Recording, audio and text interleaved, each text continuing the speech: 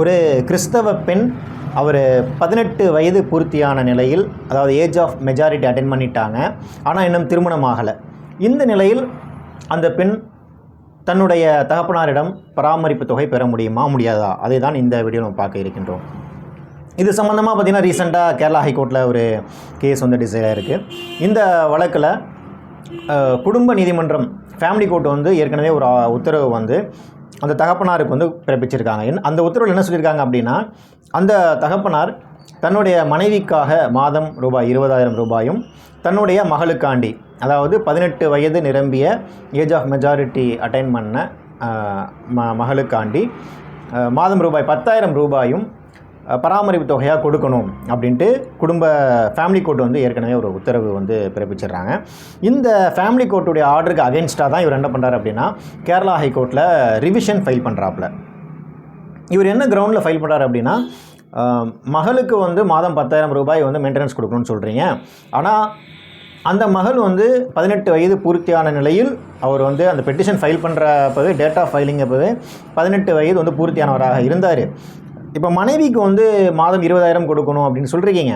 ஆனால் வந்து மனைவி வந்து என்னோட சேர்ந்து வாழலை, எந்த வித காரணமும் இல்லாமல் என்னை விட்டு பிரிந்து தனியாக மும்பையில் அவர் வாழ்ந்துட்டு இருக்காப்புல. அதனால் இந்த 2 பேருக்கும் வந்து மெயின்டெனன்ஸ் கொடுக்கணும் அப்படின்னு சொல்கிறது வந்து ஏற்றுக்கிற மாதிரி இல்லை. ஃபேமிலி கோர்ட் ஆர்டரை வந்து ரிவைஸ் பண்ணணும் அப்படின்ட்டு கேரளா ஹைகோர்ட்டில் வந்து பெட்டிஷன் ஃபைல் பண்ணுறாப்புல. இதை வந்து கேரளா ஹைகோர்ட் வந்து விசாரிக்கிறாங்க. விசாரிச்சுட்டு கேரளா ஹைகோர்ட் என்ன சொல்லுது அப்படின்னா, மனைவி வந்து தனியாக மும்பையில் வாழ்ந்துட்டுருக்காப்புல அப்படின்ட்டு நீங்கள் சொன்னாலும், அவர் ஒரு காரணத்திற்காக அப்படி வாழ்ந்துட்டுருக்காப்புல. அவருடைய மகன் அவருடைய மகனுடைய உடல்நிலை ட்ரீட்மெண்ட்டுக்காகவும் படிப்புக்காகவும் அவர் வந்து மும்பையில் வந்து வாழ்ந்துட்டுருக்காப்புல.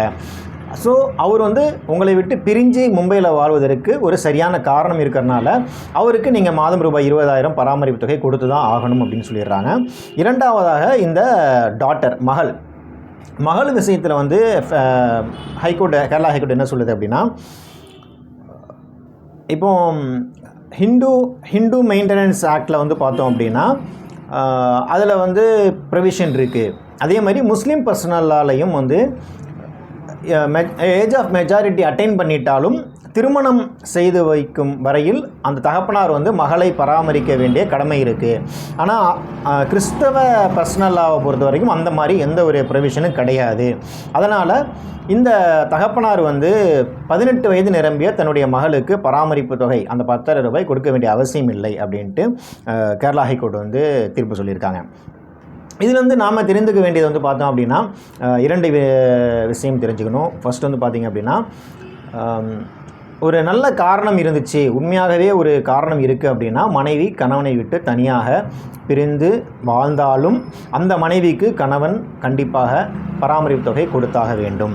இரண்டாவது வந்து பார்த்தோம் அப்படின்னா, கிறிஸ்தவ சட்டத்தை பொறுத்தவரை 18 வயது நிரம்பி விட்டால் மகளுக்கு பராமரிப்பு தொகை தகப்பனார் கொடுக்க வேண்டியதில்லை. இது 2ஐயும் நம்ம தெரிஞ்சுக்கணும்.